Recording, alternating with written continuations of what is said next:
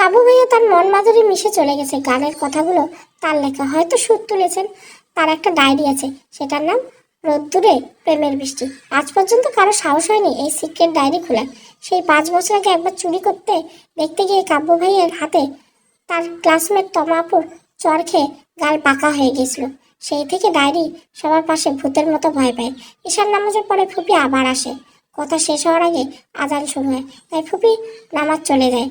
আমি উৎসুকতা শোনার অপেক্ষা আছি, হয়তো আজ আমার অপেক্ষার অবসান হবে। আর তারপর মুক্তি। মুক্তি নামক শব্দটা বড্ড ভারী ঠেকালো আমার কাছে। কিসের মুক্তি? ভেবে দীর্ঘশ্বাস বেরিয়ে এলো। ফুপি পানির বোতল পাশে রেখে আমায় বলল, সত্যগুলো বড্ড তিক্ত হয়, জানিস নি তো?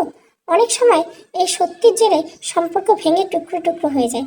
ফুপির বলা শব্দগুলো বড্ড কঠিন লাগছে, সেই সাথে ভয়। কি এমন সত্যি যেটা সম্পর্ক ভাঙতে পারে? কি এমন সত্যি ফুপু? আমার যে বড্ড ভয় লাগছে তোমার কথা শুনে।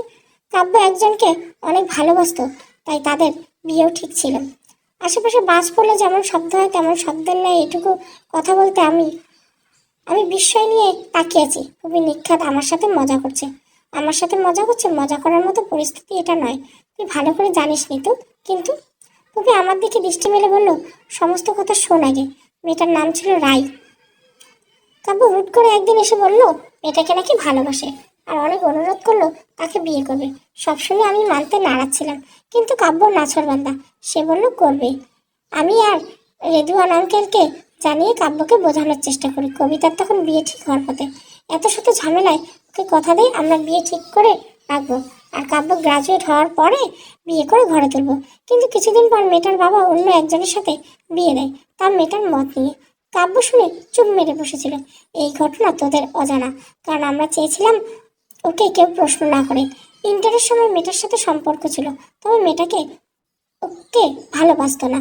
বিয়ের আগের দিন হাসি মুখে নিজে এসে বিয়ের কার্ড দিয়ে বলেছিল যোগ্যতা ছাড়া দুনিয়ার কাউকে পাওয়া যায় না। কাব্য হাসি মুখে কার্ড নিয়েছিল, নিজের ভুল বুঝে নিজেকে সামনে নিয়েছিল। আমি ফুপির কথা শুনে চুপ মেরে বসে আছি। কি বলা উচিত ভেবে পাচ্ছিলাম না। আমি কিছুক্ষণ চুপ থেকে ফুপিকে বললাম, ফুপি এগুলো কবে হয়েছিল? আমরা যখন মিরপুরে থাকতাম, কাব্য তখন সদ্য ইন্টারে উঠেছে। তখন তুই অনেক ছোট। আমি আমতা আমতা করে জিজ্ঞাসা করলাম, কাব্য ভাইয়া কি ওই মেয়েটাকে অনেক ভালোবাসতো? ওর মন বুঝতে পারা অনেক কষ্ট রে। 24 বছর ধরে ওকে আগলে রেখেছি, কিন্তু কখনো ওকে বুঝতেই পারিনি। এটা মা হিসেবে আমার ব্যর্থতা। ওর মনে সমস্ত কিছু নিজের মধ্যে আগলে রাখতে ভালোবাসে।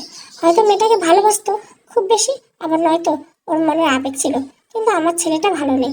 তবে আমায় উনি এইবার নিয়ে এলো কেন ফুপি? ফুপি আমার দিকে নীরব দৃষ্টিতে তাকিয়ে মাথা হাত রেখে বলল, ওই যে শর্তে বাঁধা, আর সেই শর্তে আমাকেও বেঁধে রেখেছে। তবে এইটুকু বলতে পারি, ও তোকে আগলে রাখার জন্য সবকিছু করতে পারে। আর বিয়েটা বড় ভাই ইচ্ছে করে দিতে চায়নি। আমিরের সাথে ব্যবসায়িক শত্রুতা আছে, তুই তো জানিস। আমি মাথা দোলালাম। সত্যি আমিরের সাথে বাবার টাকা নিয়ে ঝামেলা চলছে। বিয়ের 2 দিন আগে আমি আমাদের বাসায় এসে তারপর তাড়াহুড়ো করে আমার বিয়ের সমস্ত আয়োজন। বাবা এক প্রকার জোর করে বিয়েতে হ্যাঁ বলিয়েছিল। ফুপু দম নিয়ে আবার বলল, আমি অসুস্থ ছিলাম তাই তোর বিয়েতে যেতে পারিনি। কাব্য আসার আগে ফোন করে বলেছিল তোকে নিয়ে আসবে। কিসের সত্য ফুপি? আমি ভেবে ভেবে পাগল প্রায় হয়ে যাচ্ছি। আর বাবাও আমাকে বাসায় যেতে বারণ করে দিয়েছে। আমি কতদিন এখানে থাকবো? আমার পড়ালেখা কি হবে? খুবই মুচকে এসে আমাকে তার কোলে মাথা দিয়ে শুয়ে বলেন, আমি শুতেই মাথায় বিলি কাটে। আমি শান্তির চোখ বন্ধ ফেলি। এখন মনে হচ্ছে সব সত্য গোল্লায় যাক। খুবই আদরে শান্তিতে ঘুমিয়ে পড়ি।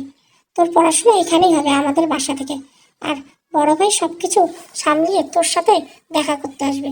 আর শর্ত সেটা হলো, উপযুক্ত সময় হলে সেটা তোকে কাব্য নিজেই বলবে। এখনো সেই সময় আসেনি।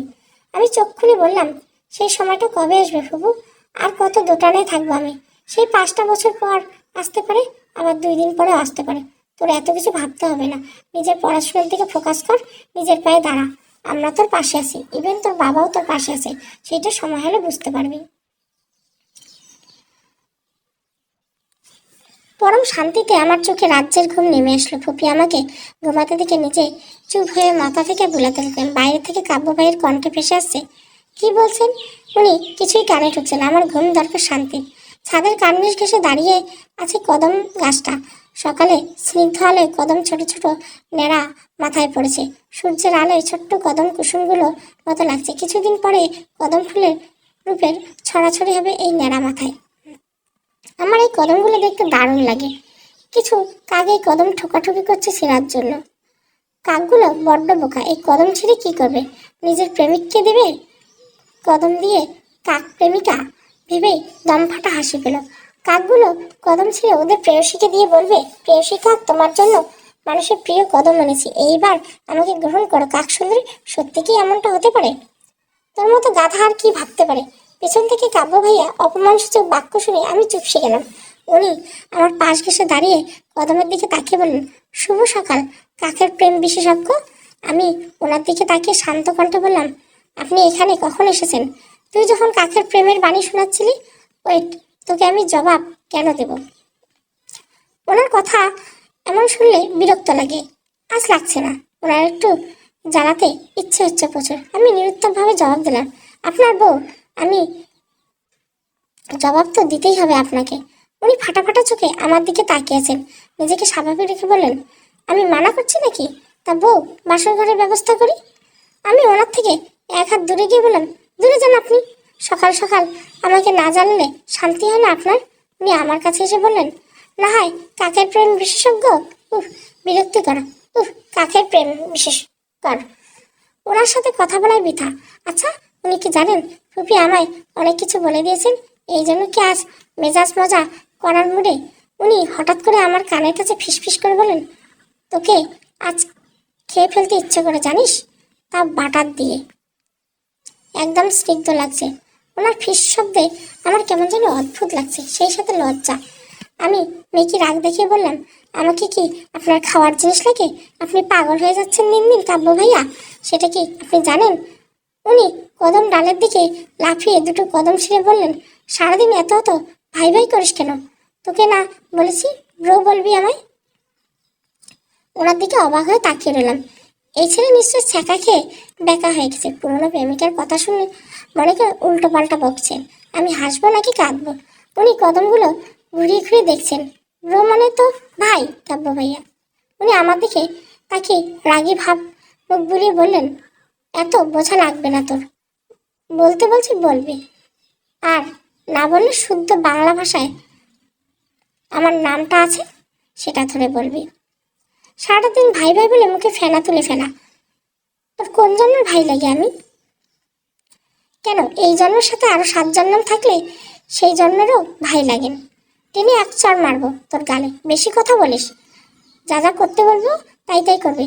আর এইটা তোর প্রতি আমার অধিকার। কিসের অধিকার? মিথ্যে অধিকার নিয়ে আমার উপর জোর দেখাবেন না। একজন ভাই হিসেবে জোর দেখাতে পারেন, তাও লিমিট রেখে। উনি কদমগুলো ছুঁড়ে ফেলে আমার হাত ঘুরিয়ে নিজের সাথে শক্ত করে ধরে ফেললেন। অধিকার দেখানো তো মাত্র শুরু, তোকে এই অজানা অধিকারে পুরাবো। না তুই যেতে পারবি, না সহ্য করতে পারবি। আর অধিকারের সমস্ত আয়োজন করব আজ, সেটা তোর সামনেই। উনি আমার হাত ধরে টেনে ছাদ থেকে নামায়।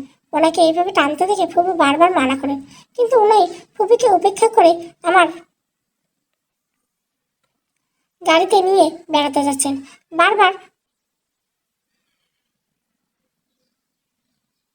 ছুটতে চাইলেও আবার জোরে আঁকড়ে ধরছেন হাত। ওনার এই রাগ দেখে আমার আবার কোন মোড় এনে দিবে আমার। বসে আছি আমি আর কাব্য ভাইয়া। উনি আমার হাত শক্ত করে ধরে রেখেছেন। আমার কান্নার শব্দ ওনার কান অব্দি পৌঁছাতে পারছে না কিনা সেই জানে না। আমি অন্য হাতে তার চুল টেনে ধরে আছেন, চোখগুলো রক্তে লাল। হাতে এত শক্ত করে ধরছেন, মনে হচ্ছে এক্ষুনি হাত খুলে পড়ে যাবে। আমার মুচড়ামুচড়ি দেখে একবার আমার দিকে তাকাতে আমি চুপ মেরে যাই। ওনাকে আগে এইভাবে রাখতে দেখিনি। ভয়ে কলিজা ঠান্ডা হয়ে যাচ্ছে আমার। আমার দিক থেকে চোখ ফিরিয়ে একবার ঘরের দিকে তাকান, আবার আমার বাইরের দিকে। আফসোসের সুরে বললেন, ড্যামেট, প্রয়োজনের সময় কাউকে পাওয়া যায় না। সাদা পাঞ্জাবি, কালো টুপি, সাথে মুখে দাড়ি আর পান খেতে খেতে একজন লোক চেয়ার টেনে বুঝতেই কাব্য ভাই নড়ে চড়ে বসলেন। ওনার হাবভাব দেখে কাজে লাগছে। ওনাকে দেখে আমি এইবার জোরে কান্না করে দিলাম। শেষ, আসাও আজ শেষ। কাজী দাঁত বের করে হে হে করে হেসে বললেন, উঠিয়ে নিয়ে আসছেন নাকি ভাইজান? হয়, এমনই হয়। কত করাইছি এমন বিয়া, আর হিসাব নেই। আর আপনাকে সাক্ষী কই? আমার এখানে মেলা সাক্ষী আছে, লাগলে কোন ডাইকা দিই। স্টপ! আর একটা কথা বললে আপনার দাঁত ভেঙে গুড়িয়ে দেব। ওনার ধমক শুনে কাজী সাহেব চুপ হয়ে গেলেন।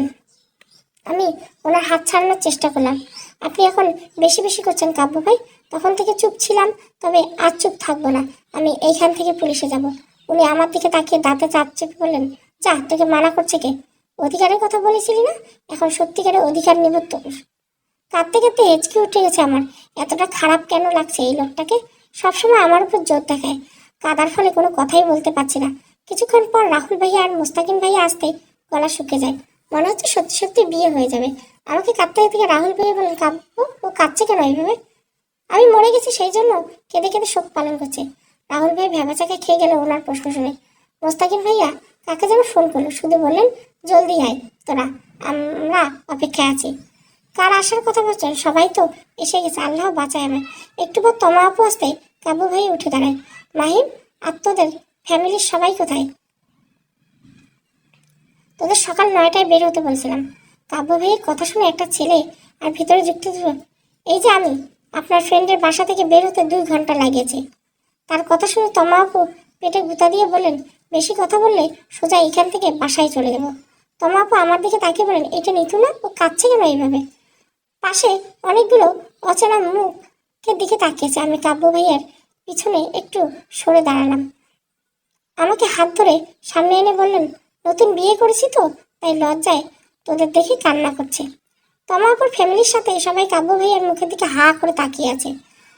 একবার আমাকে দেখেছেন, আর একবার তাকে। মোস্তাকিম আর রাহুল ভাইয়া অবাক হয়েছেন। আমি ওনার হাত নিজে থেকে খামচে ধরি।